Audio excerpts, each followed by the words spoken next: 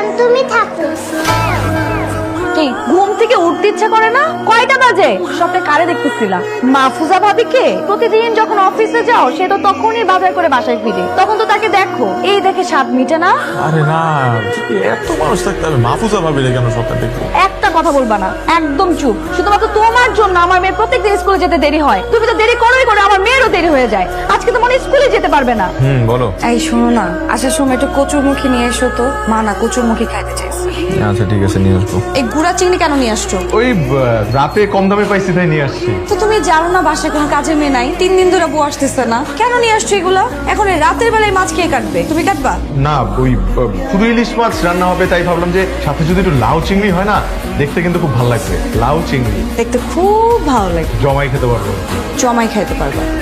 ঠিক আছে, তাহলে তুমি জমাই খাও। তুমি একটা কাজ করো, তুমি এই চিংড়িগুলো আমাকে কেটে দাও, আমি তোকে রান্না করে দিচ্ছি, ঠিক আছে? কি